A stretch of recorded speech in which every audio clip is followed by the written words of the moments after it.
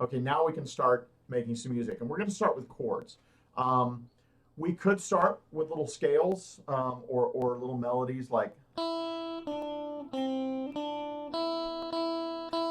could play Mary Had a Little Lamb, but that's no fun. What you want to do is be able to like strum along and play, maybe sing along with your songs. So that's what we're going to start. And usually with guitar, you start with chords. So what is a chord? A chord is it's C-H-O-R-D, guitar chord, and what it is, and this is true of anything, is when you play three or more notes at the same time. The notes, and there need to be at least three different types of notes. You can have repetition, so if you had four notes, two of those could be the same, but as long as you have three, then you've got a true chord. On guitar, there are things called power chords, which is where you play two at a time. They're technically not chords, but because guitar is so punchy, they have that sound, so they call them power chords. It's a very common thing to play. But we're going to deal with real chords, which are often called open chords because they have some strings that you don't put fingers on. They're often called cowboy chords as well because the cowboys back in the day would play these kind of things when they were, strumming by the campfire. But I've got some chord diagrams here, so I'm going to open up my other view here again, and we're going to look at these chord diagrams. Now I'm going to show you a blank chord diagram first, just so we can kind of get an idea of what a chord diagram looks like. Now, if you'll notice, I've got a few things here. So here's my strings, E, A, D, G, B, and E. So the E's are on the outside, and those correspond to these lines going up and down the page. These are your strings, right? So 1, 2, 3, 4, 5, 6. So this is your high sounding E, and this is your low sounding E down here. String 1, string 6. Now, you'll notice this thick black line at the top. That's up near the headstock, and that's called the nut. I think they call it the nut. I don't actually know this, but I think they call the nut because it used to be made out of like wood from a nut tree, or maybe even types of nut or whatever. You can often find them made out of bone, plastic. They all have different sounds, but they add a certain tonality to the guitar depending on what they are. But right here, you'll see this white thing here. Sometimes they're black, sometimes they're brown if they're made of wood. But this right here is called the nut. You can also think of it as fret 0.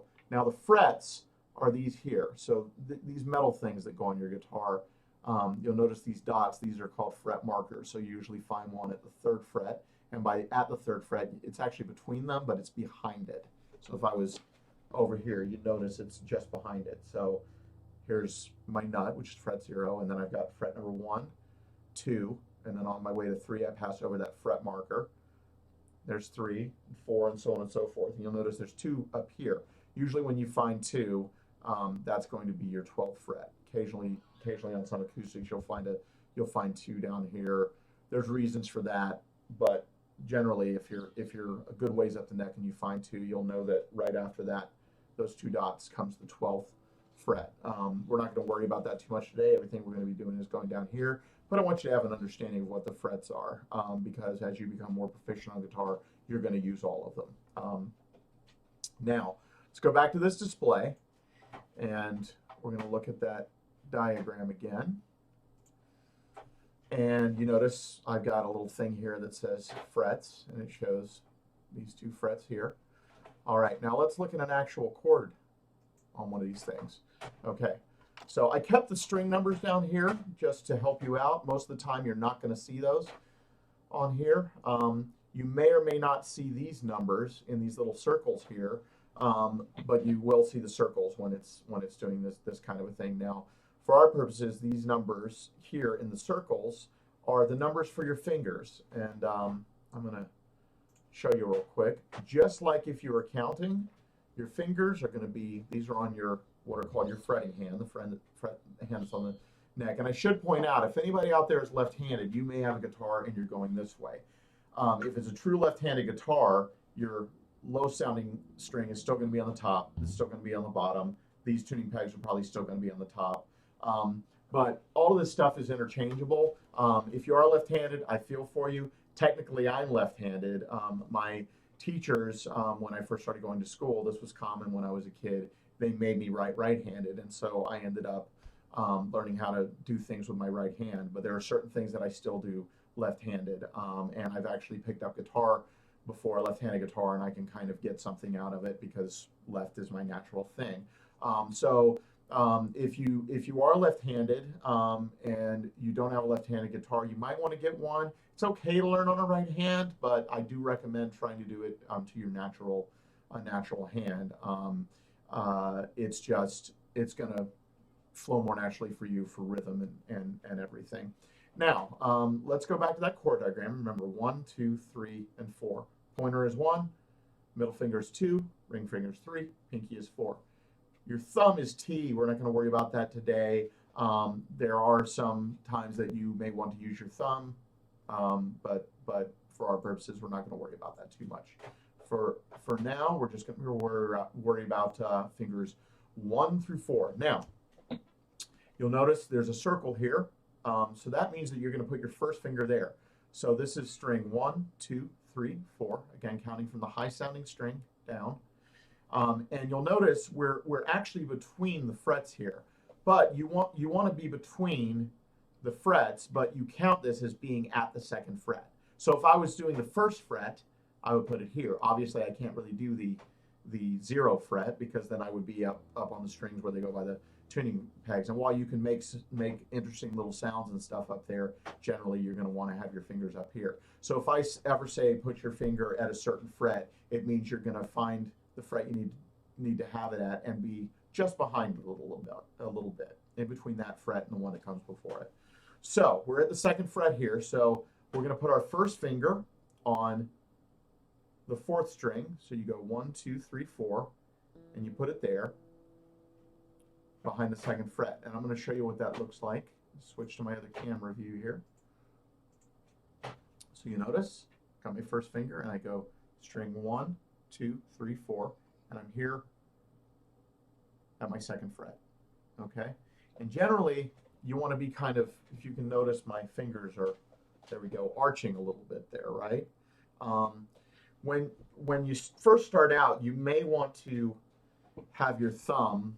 Your thumb's going to relax on its own eventually, and so like a lot of times I play and my whole hand is like this, but for starters, especially when you're sitting down, and I still go to this form from time to time, you want to pretend that there's a line, imaginary line running down the back of that guitar, and you want to take the pad of your thumb, this part here, and put it right on that line. So that the kind of the center of the pad of your thumb is on the center of that line.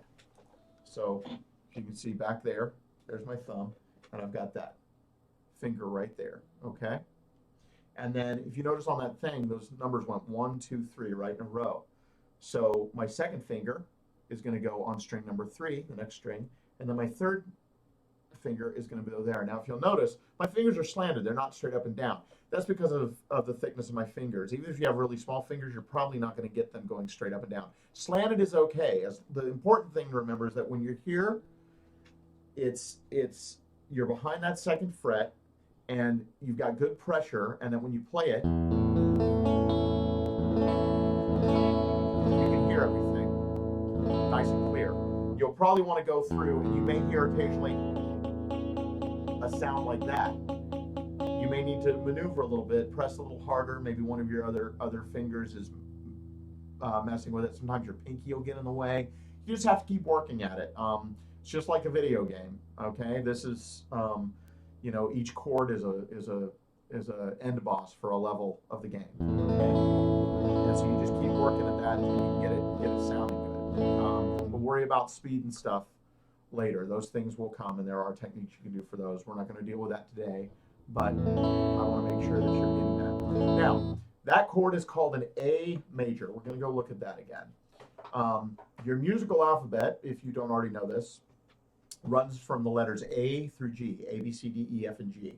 Okay, there's 7 letters in the musical alphabet. Now there are things called sharps and flats. We're not going to get into that today. That expands things a little bit, basically to 12 total notes. But we're going to worry about just 3 of the letters from the musical alphabet today. Those are going to be A, D, and E. Now this is A major. Usually when somebody says play an A or play in the key of A. They're talking about the major chord. There are minor chords. This is how the major sounds. This is how the minor sounds. It's kind of sound sadder, darker, more mysterious. Major, A major versus A minor.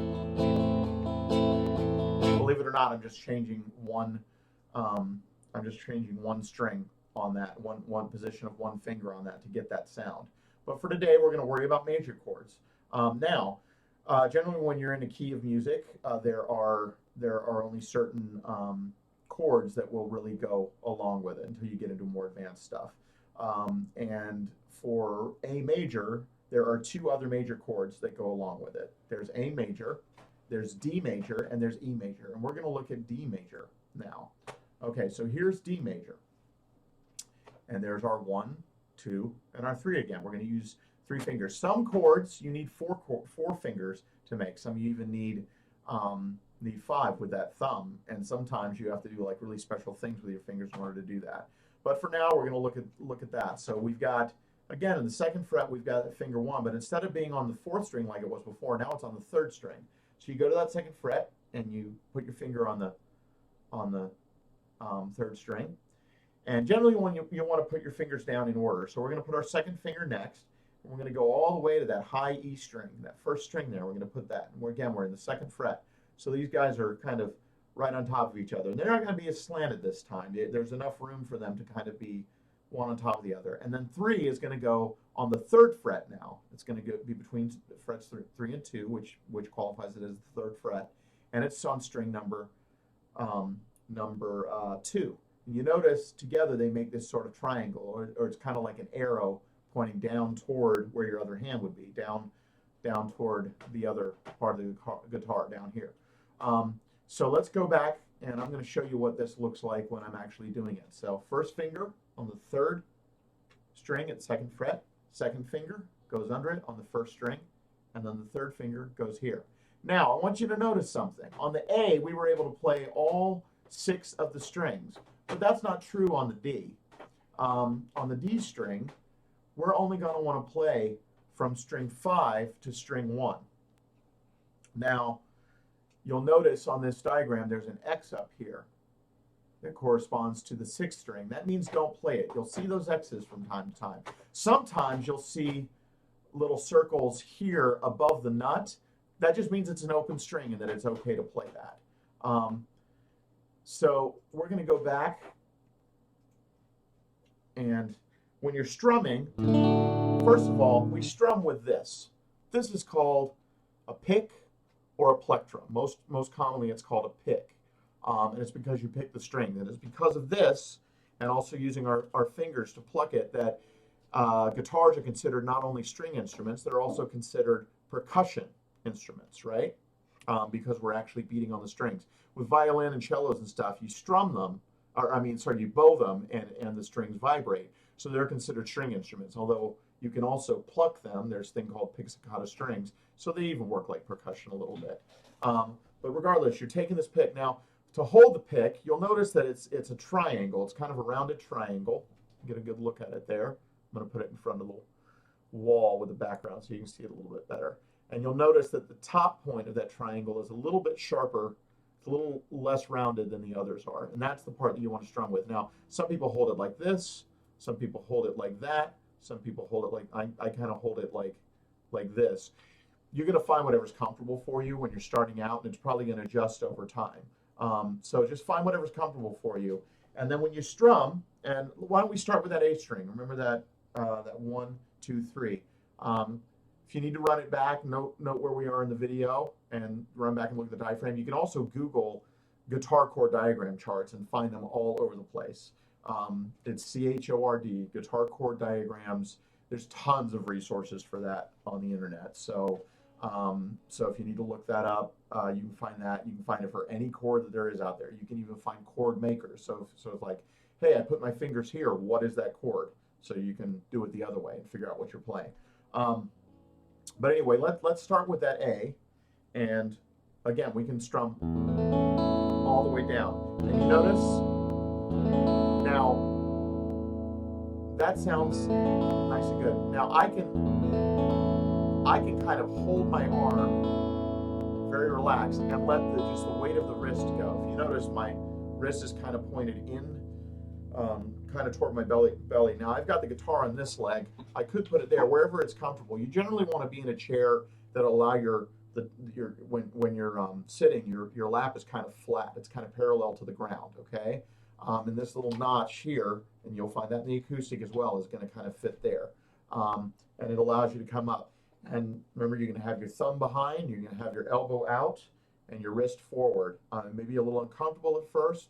You may also find that your fingers will get sore from pressing them. Over time, you'll develop calluses that'll toughen up your fingers, and it won't hurt as much unless you play like a really long show.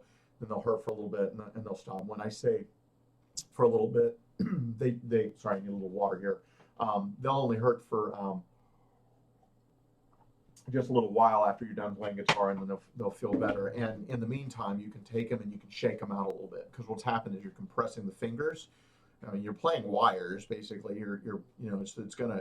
It's gonna hurt a little bit, but you can kind of shake them out a little bit, get a little blood flow going back in there, relax the wrist a little bit. So we're back here. We've got our A. Remember 1, 2, and 3 on strings 4, 3, and 2, right behind the second fret. And we're just this wrist. That's the motion. It's the radial motion of your forearm. If you're getting a lot of power, you might do this, but even then, you want to keep that wrist kind of relaxed. Your wrist will move this way, and it'll also move up and down like this. So radial, and then up and down.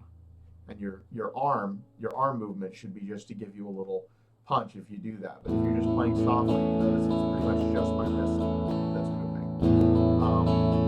That'll come with time, but it's good to have an idea on that so you can kind of gauge your progress as you're going along. Okay, so we can do the D as well. Remember, the D was first finger on the 3rd string at the 2nd fret. You can always pause this and get a really good look at what I'm doing. 2nd finger on the 1st string, 2nd fret, and the 3rd on the 2nd string at the 3rd fret. Again, making that triangle, making that arrow that's pointing down here. And with this one, we don't want to play the low E string. We go from string 5. Now, you may find when you're first starting that you're occasionally hitting that E string. That's okay. I mean, you want to build up your finesse as you go. Again, to use the video game analogy, it's just like when you're playing a video game, and at first you can't get the special maneuver, the XB in the right order, and then finally you get it, and then you can do it pretty much every time. And it's the same thing with this. It's just going to be practice, practice, practice until you can get it. Now we're going to go and look at the last chord, which is going to be an E major. Again, there are these 3 majors that all go along with the A. So we're going to look at the E major. No X this time, so we can play all the strings. Again, we're going to start with 1, 2, and 3. 1 is going back. We're going to be in the 1st fret area now. So we're going to go the 3rd string, fret number 1. And then we're going to do our 2nd finger. So that was our 1st finger. Now our 2nd finger is going to go on the 5th string, fret number 2. And our 3rd finger is going to be on the 4th string at fret number 2. And then again, you can play those straight down, 6 through 1. I'm going to switch back to the other view here. And there we go. Now, if you want to play these, I'm getting a little clicking in my sound here, but we're almost done. If you want to play these, you can do them in a row. You go A, and we're going to go real slow. You don't have to try and keep up with me right yet. I'm gonna go real slow at first, and then I'll play it at a decent speed that maybe you can rewind the video and try playing along, and I'll play a little bit of that. So we're going to start with the A. And you notice I'm going down, up, down, up, down, up. At first, you may find that you just want to do that, but I want you to notice something. If I play down, I have to lift my hand up in order to play down again. So if I'm going to lift my hand up anyway, I might as well make contact with the strings as I do it. See, it's still up and down.